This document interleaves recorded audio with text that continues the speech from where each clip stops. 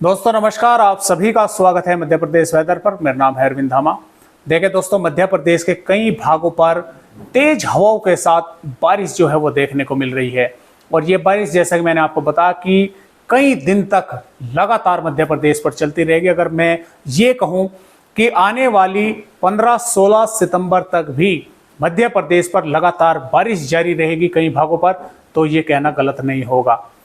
क्योंकि दोस्तों, पहले तो देखिए बारिश मध्य प्रदेश के भागों पर नहीं हो रही थी, लेकिन अब जब बारिश होनी शुरू हुई तो ये बारिश अब लंबे समय तक मध्य प्रदेश के भागों पर चलेगी और काफी भारी बारिश भी कई इलाकों पर होने के आसार हैं। जैसा कि आप यहां पर देख पा रहे हैं, ये जो सिस्टम है, लो प्रेशर एरिया है दोस्तों, ये इस समय मध्य प्रदेश के भागों पर बना हुआ है। और जो मानसूनी ट्रफ है ये इस तरह से यहां से होती हुई आगे बढ़ रही है। यानी कि लो प्रेशर सिस्टम की वजह से मानसूनी ट्रफ भी नीचे पहुंच चुकी है और जो हवाएं हैं वे इस तरह से बंगाल की खाड़ी से मध्य प्रदेश के भागों पर पहुंच रही हैं और अरब सागर से भी कुछ हवाएं इस तरह से मध्य प्रदेश के भागों पर आ रही है। तो इस तरह से हवाएं यहां पर मध्य प्रदेश के भागों पर पहुंच रही है और जिसकी वजह से बारिश, ये सिस्टम लगातार मध्य प्रदेश के भागों पर कर रहा है। तो आइए देखते हैं कि फिलहाल आने वाली 8 सितंबर में मध्य प्रदेश के किन किन भागों पर भारी बारिश होती हुई हमें नजर आ रही है। जैसा कि आप यहां पर देख पा रहे हैं, तो दोस्तों मध्य प्रदेश पर 8 सितंबर में भी ज्यादातर भागों पर बारिश होने की संभावनाएं हैं। इसमें चाहे पश्चिमी भाग हो, चाहे मध्य भाग हो, चाहे पूर्वी भाग हो।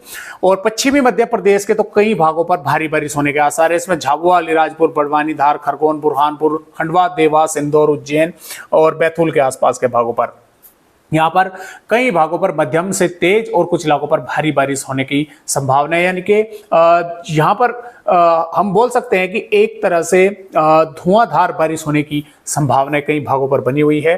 नीमच, मंदसौर, रतलाम, आगर मालवा से विदिशा, टीकमगढ़, छतरपुर, पन्ना, सतना, रीवा, सिद्धि, उमरिया, सैडल, अनूपपुर, डिंडोरी, मंडला, बालाघाट से और छिंदवाड़ा, रायसेन, विदिशा के भागों पर, भोपाल के भागों पर भी बारिश होने की संभावनाएं लगातार बन रही है।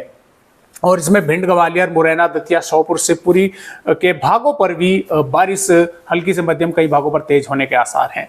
तो इस तरह से मध्य प्रदेश के ज्यादातर भागों पर ही बारिश होने की संभावनाएं हैं। कई भागों पर हवाओं की जो रफ्तार है वो काफी तेज रहने के आसार हैं, क्योंकि सिस्टम मध्य प्रदेश के भागों पर है।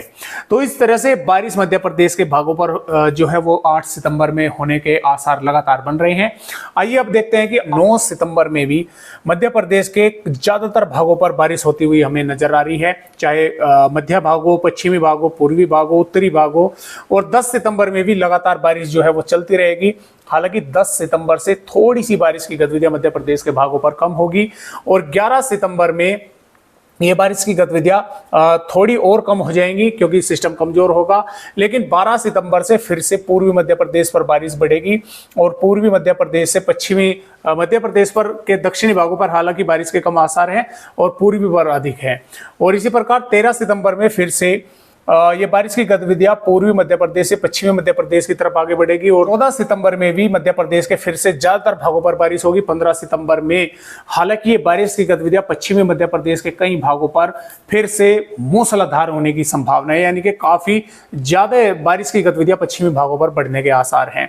इसी प्रकार यहाँ पर 16 सितंबर में भी पश्चिमी मध्य प्रदेश के कई भागों पर मूसलाधार बारिश जारी रहने के आसार हैं। तो इस तरह से बारिश मध्य प्रदेश के भागों पर होने की संभावनाएं लगातार इस सिस्टम की वजह से बन रही है, क्योंकि यह सिस्टम फिर से ताकतवर होकर मध्य प्रदेश के भागों पर बारिश करने वाला है।